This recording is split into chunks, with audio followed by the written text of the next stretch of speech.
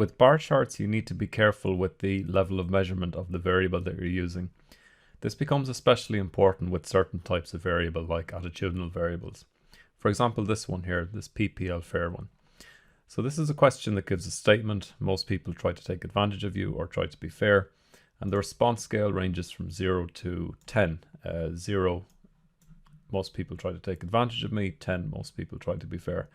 And we've mentioned in previous videos that there's some ambiguity about the level of measurement here because although in practice, by definition, this is an ordinal variable, quite often when we compute different scales, for example, if we sum them together or we take the average of a set of attitudinal variables, we treat them as if they were scale. So I'll demonstrate this through a couple of examples here. In practice, you can get a bar chart to show you a range of different statistics, but we'll look at the simple option first, where each bar simply corresponds to the proportion or percentage of cases that identify with a particular answer. So the first method to generate a bar graph is the legacy dialogues method, which is up here in graphs and then legacy dialogues, and we'll go to bar. Now we get three basic options, and we also get three options for the data in the chart area. We can return a simple, clustered, or stacked, and we can ask it to treat the data as summaries for groups of cases or summaries of separate variables. So in practice, these intermix in different ways because there are different ways to combine multiple variables within a single or multiple charts, as we've seen in previous videos, using the panels option or using the cluster variable option.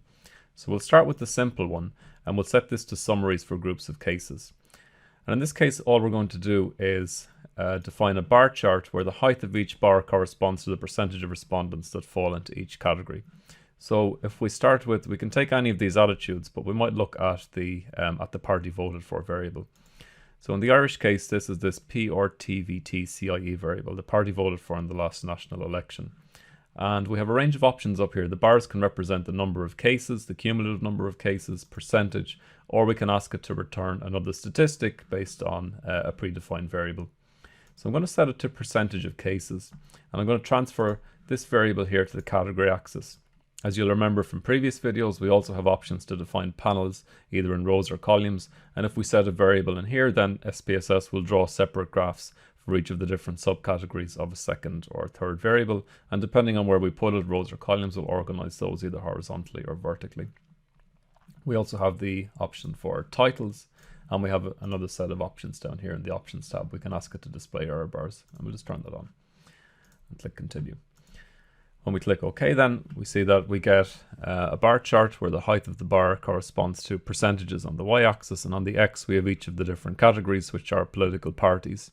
And we see here again we get error bars returned for each of these different groups. The second way to do this then is by using Chart Builder. So in Chart Builder, bar chart is over here on the left in gallery. We go up to bar, and there are multiple options here. Generally speaking, you should ignore any of the three-dimensional options for any of these. They're quite a poor communication tool. And we have the same three options that we had here in the previous, which are clustered and stacked. So we'll move simple up to here.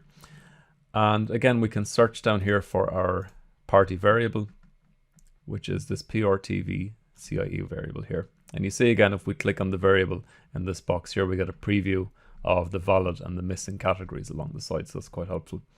Now, by transferring this over to X, you can see here we get a preview, but by default, we have this axis here set to count. So we need to change this to percentage. If we just leave it on count, all it's going to do is give us a chart where the height of the bar corresponds to the number of respondents that answered Fine Gael, Fianna Fáil respectively. So we need to make sure that this is adjusted to percentage. Once we do that, you'll see it draws for us the same graph that we got from the legacy dialogues option. Another way to do this then is if we were taking, let's say we take these three variables here, these three attitudinal variables. Most people can be trusted. Most people try to take advantage of you. And most of the time people are helpful. These are questions that are repeated in multiple waves of the ESS. And you see here we've got our level of measurement set to scale. So even though by definition these aren't, strictly speaking, scale measures, we will treat them as if they are for the purposes of demonstration. So if we wanted to display the three of these simultaneously, then what we could do is take the mean of each of these different attitudes and display them side by side. The easiest way to do this is by selecting, again, we can use the simple option if we just want the three variables on their own. We could cluster them if we wanted to introduce a second variable. But for this one, since they're going to be displayed simultaneously, we want to create summaries of separate variables. Once we define that, we're taken to a window. And I'll just dump these out so I can redemonstrate. So over here in the left-hand side, we've got our variable names. And again, you'll see here the ones that we want are the PPL and the PPL and the PPL. So we've got these 3 PPL variables over here. And we'll transfer these over to our bars represent. And you'll see here by default then we have the option to change the statistic that's returned.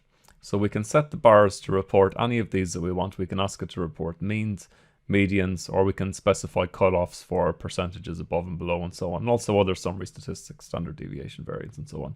By default, we'll leave it to mean. And we'll click continue. And we won't adjust any other settings here. We'll just click OK to see what this gives us. So now we have for each of the 3 variables on trust, we have the mean score for the full set of respondents. So you can see here the highest levels of agreement are with this one here that most people try to take advantage of here, most people try to be fair. So again, you've got to remember and interpret the direction of these, where 0 is lowest and 10 is highest. So the number 10 in this case implies greater levels of trust. So the last thing that I'll demonstrate then is how to do, again using the 2 options, is how to work with the clustered or the stacked options. In practice, these behave quite similarly. So for the clustered option, what we can do here is we can again identify a variable in the category axis, and we can define clusters by a 3rd variable. So let's say we want to look at, we'll take an attitude again, and this time we will take the level of interest in politics. How interested are you in politics?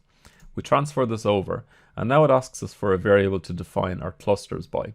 So we can use, there's a couple that we've been using all along in the demonstration, so we'll stick with those. We could use gender, we could use political affiliation, we could also use other attitudinal variables perhaps to see how it varies by attitude, but we'll use the education one. Once we click it to define clusters, and now you'll see that the OK becomes highlighted, but we also have to make another adjustment up here. We want to make sure this is set to percentage of cases, because again, in this case, what we're going to do is we're going to return it so we get an individual bar corresponding to a percentage for each of the different answer categories.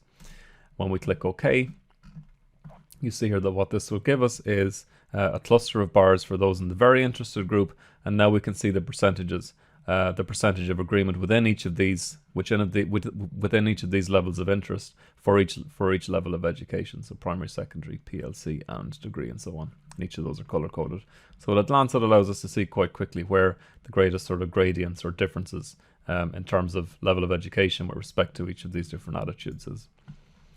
The method to do this in Chart Builder then is to go up to Graphs Chart Builder, and we'll reset all our options, and we have here the clustered bar chart or the stack bar chart. So in practice, the stack bar chart option will return similar to this one, only it will stack the different proportions within categories of the second variable on a single bin rather than splitting it across 2 bins.